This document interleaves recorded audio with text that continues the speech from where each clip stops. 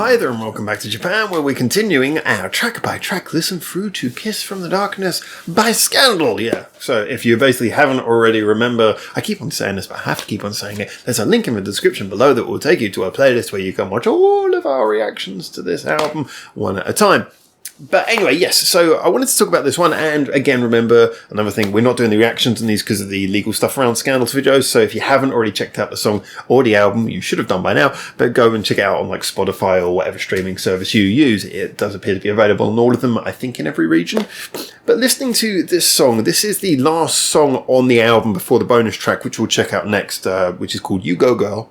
You Go Girl. I can't pull that off. This song's called Tsuki.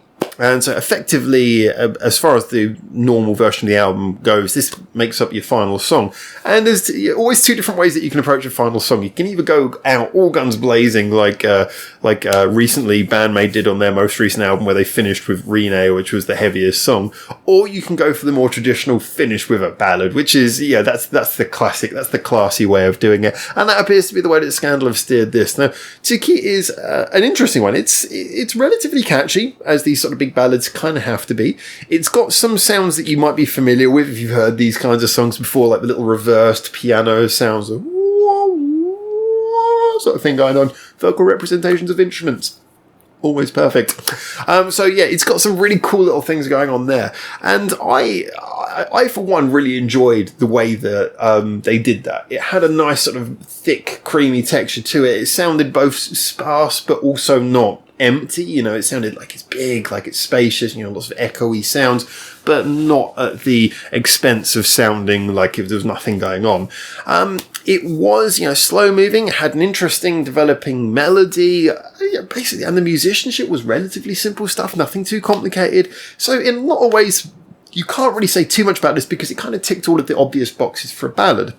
It did a lot of things that you would have heard in other ballads before. And as always with an album track, given that this is not a single at this time, and I don't imagine it's going to be, it's one of those things where you can't put too much pressure on it to be something amazingly different. And as I was saying recently about the song Kinenbi as well, it's got a similar quality to that in that it is very good at what it does, and yet it does sound very similar to a lot of other songs by a lot of other artists that kind of do the same thing.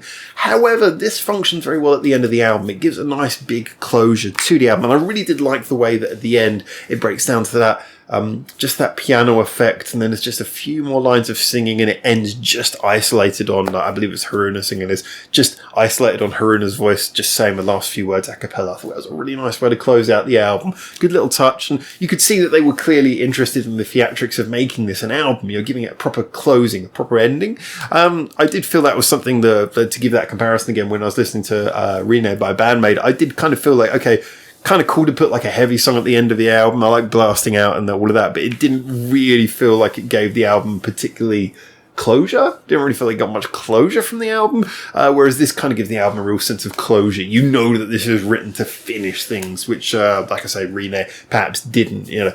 So this, to me, does function very well as part of an album listen through. If you listen to this as part of the whole playlist, if you listen to this as part of the album from start to finish, then yeah, this is going to sit well. It's going to nicely resolve things, and I think it works well in that sense. And also, it differs enough from everything that's come before. I mean, it is significantly more ballady, more spacious, more of that kind of emotionally paced and delicate sort of song, that it's also going to sound relatively fresh when you listen to it, because, like I say, although it's not particularly unique in the grand pantheon of all the music that exists, it is quite different from everything before on this album. So when it comes around, it will sound fresh enough in its own place. And given, like I say, at the end of the album, I'm kind of repeating my point here, but like I say, it kind of works because of the context. The context that it's in really, really benefits it. It's not to say it's not a good song. I mean, as I say, being an album track, I can't overly criticise how catchy it is, but it's not the catchiest song. Fair enough.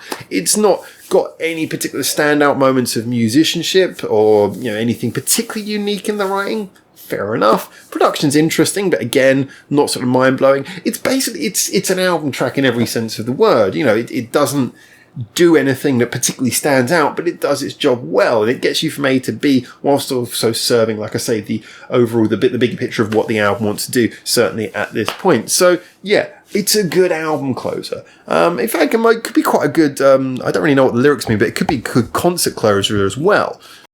Sorry for the little technical delay there. Yes, my battery light just started flashing and everything started closing down. So anyway, what was I going to say? Yeah, basically, as I kind of already said about a million times before anyway, it's a great song in its own context, not particularly one, again, like I've said this before about a couple of other songs, but it's not as a discredit to an album track. It's not one that you'd seek out on its own, but certainly in context of the album serves its purpose, and that's especially difficult for an album closer, so I think, a special credit for that. It does a really good job at finishing things up. Anyway, as always, thank you so much for tuning in. Really looking forward to knowing your opinions. Don't worry, this is not the end of our track by track as well. We'll be doing You Go Girl next, and then after that I'll be doing my album conclusion to round things off. But please, please, please, like I say, get in the comments, tell us what you think. If you're really nice, you can like and subscribe.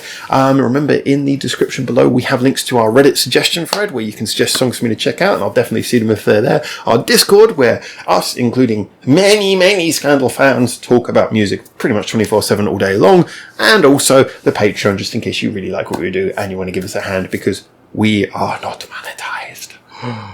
Anyway, thank you so much for tuning in, like I said, until I see you hopefully very soon on the next video. For now, ciao ciao. Thanks for watching. Feel free to check out more of our hundreds of videos we got online on this channel right now, or get involved in the discussion with us at the many social media links we've got in the description below, where you can suggest new videos and artists for us to check out on the channel. Or you can just do the usual YouTube stuff and comment, like, subscribe. You know how this works by now.